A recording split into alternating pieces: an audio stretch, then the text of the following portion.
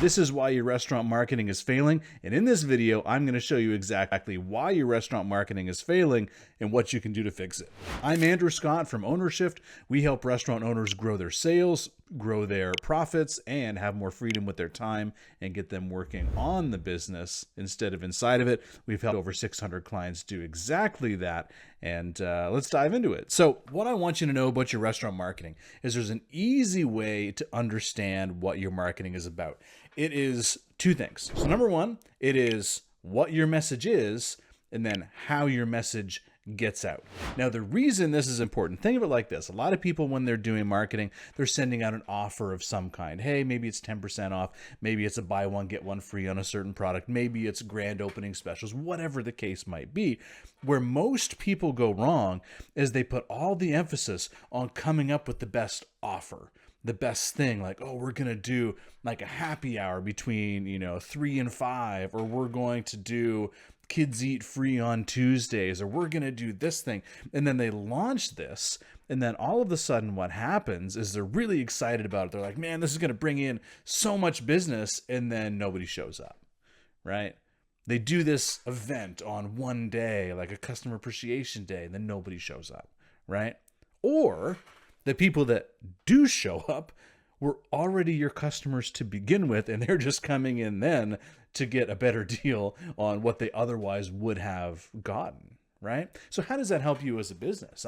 I don't think it does, because when we are marketing, our objective is to increase money that's coming in. And there's a few ways to do that. One of which is to get more new customers, which is usually what most restaurants are trying to do.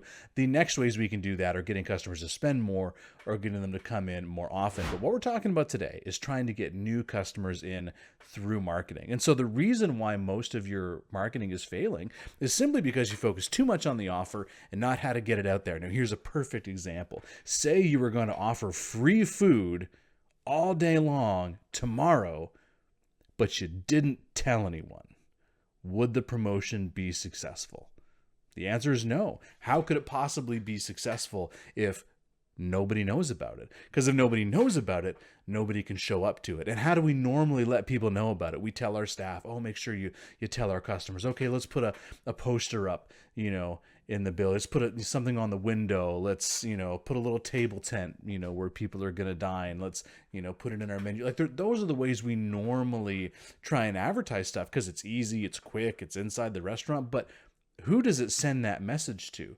It sends it to our existing customers. So the question you got to ask, are you trying to drive the behavior of your existing customers or new ones? And most of the time, most restaurant owners tell me, Andrew, I need more new customers. So what I want to tell you is that the best thing that you can do to drive in new traffic is focus more on how you get the message out rather than what that message is. Now, that doesn't mean you can send out a crap offer or message that doesn't make sense, but spend more time on how we're going to get it out there. So anytime someone comes to me and says, Andrew, I want to run a special to increase our lunch business. I'm going to do buy one, get one free during lunch, or, two can dine for something to bring my lunch business up. I say, awesome. How are you going to promote it?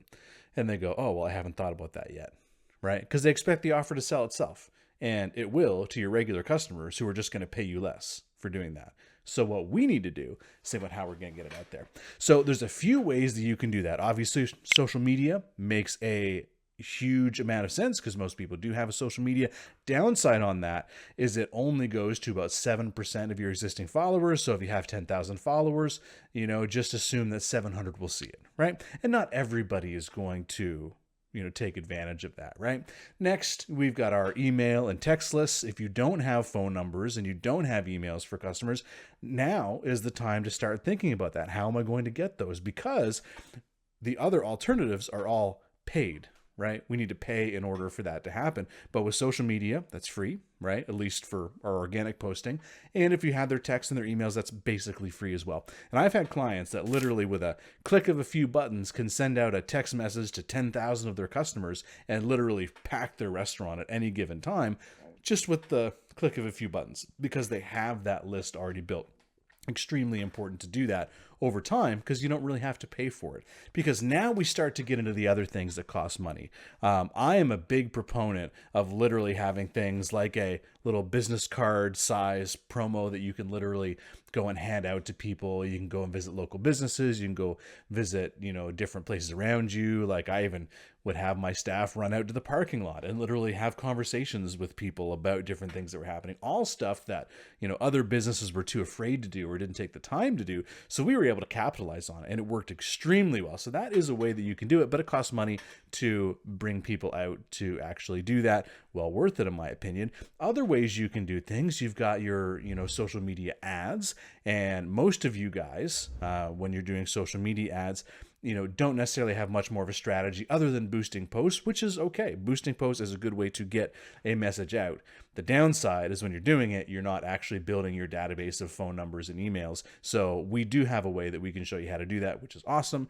But that is one way to do it. Other ways, you can send out mailers, you can do billboards, you can do signs, you can do radio, you can do TV. Most of those are going to be out of reach. But here's what I would say. If you really want to make an impact in any special that you do, or if there's a certain day part that you're trying to bring up, or a certain day of the week that you're trying to bring up, whatever the case might be, my advice is do everything you possibly can. Not just one. Most people, when they launch specials, they'll post it up on social media, put a few signs inside the business, and then call it a day. And you know what? The promotion doesn't really do very well. You know what I mean? They'll bring a few people in, sure. But, other than that, it's not going to knock a ball out of the park. But what if you did just about everything that I just mentioned? How successful would that promotion be? Extremely successful. I almost view it as, when you're doing marketing for your restaurant, every promotion that you launch, you need to treat it as if it was your grand opening. Right? Because during your grand opening, you were bringing the mayor in. You were bringing people from the Chamber of Commerce. You were going out and talking about it. You were going around town handing out pamphlets and flyers and, doing all the stuff to make a big splash. Well, guess what? When you're doing your marketing, you still need to be making a big splash in doing it. So the reason your marketing is not working is because you're actually not getting your message out there to enough of the right people. Because again, think of it this way, even a mail out, let's just use that for an example. The average redemption rate on a mail out is 1% to 2%. Now, that seems like terrible numbers, 1% to 2%, if you only send out 1,000, right? Because 1% to 2% of that is a very small number. But what happens if you send out 50,000? That will move the needle in your business, right? So what you have to figure out is, does the potential return justify the cost for that? So I recommend mailouts personally. In my own business, I recommend them usually once or twice a year would be the time that we would use them.